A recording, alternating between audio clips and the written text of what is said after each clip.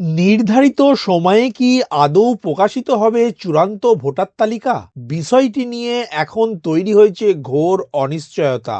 আগামী 14ই ফেব্রুয়ারি চূড়ান্ত ভোটার তালিকা প্রকাশ করা যাবে না বলেই মনে করছেন নির্বাচন কমিশন কর্তাদের একাংশ। কারণ যে সংখ্যক শুনানি এখনো বাকি রয়েছে তাতে সময় মতো কাজ শেষ হওয়া কার্যত অসম্ভব। নমস্কার বন্ধু, আপনাদের সাথে আমি অনিমেষ। আপনারা এখন দেখছেন কুন্ডু টেলিকম ইউটিউব চ্যানেল। চলুন শুরু করা যাক আজকের আপডেটটি।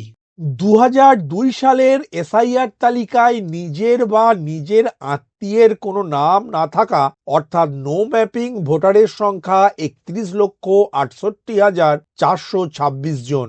এই সকল প্রত্যেক ভোটারকেই শুনানির সম্মুখীন হতে হবে।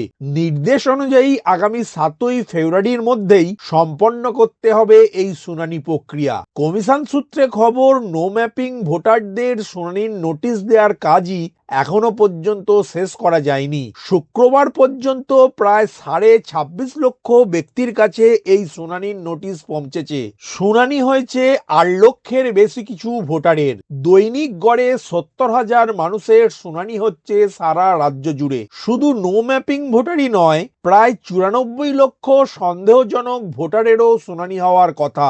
গোটা প্রক্রিয়া যে গতিতে চলছে তাতে স্বাভাবিকভাবেই নির্ধারিত দিনে চূড়ান্ত ভোটার তালিকা প্রকাশ করা যাবে না বলেই মনে করছেন কমিশন কর্তাদের একাংশ। কমিশন নিযুক্ত বিশেষ রোল অবজারভারদের নির্দেশ অনুযায়ী শুনানিতে আপাতত নথি সংগ্রহ করা হচ্ছে। এই বিপুল সংখ্যক নথি যাচাই করবেন জেলাশাসক তথা ডিইওরা। সেই ক্ষেত্রেও বিস্তর সময় প্রয়োজন। জানা যাচ্ছে বিএলওদের পর কাজের চাপে বিরক্ত এই আরোরা। ইতিমধ্যেই বিষয়টি নিয়ে কমিশনে চিঠিও গিয়েছে। নো ম্যাপিং ভোটারদের পাশাপাশি এক একজন ইয়ারোকে 3 থেকে 4,000 শুনানি করার নির্দেশ দিয়েছে নির্বাচন কমিশন। সেই কাজ করার জন্য প্রচুর সময় প্রয়োজন বলেই মনে করছেন তাদের একাংশ।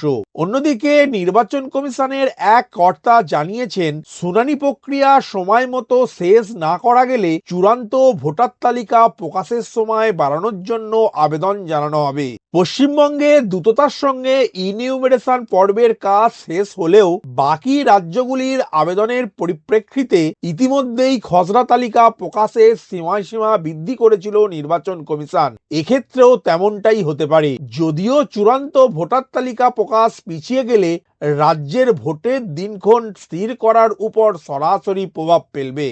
ভিডিওটি প্রথম থেকে শেষ পর্যন্ত দেখার জন্য ধন্যবাদ। এই ইনফরমেটিভ আজকের আপডেটটি আপনার বন্ধু ও পরিচিতদের জানাতে বেশি বেশি করে শেয়ার করবেন। আর অবশ্যই কমেন্ট করবেন ভিডিও সম্বন্ধে আপনার কোনো ডাউট বা জিজ্ঞাসা থাকলে, এবং আপনার কোনো মতামত জানাবেন। ভালো থাকবেন, সুস্থ থাকবেন।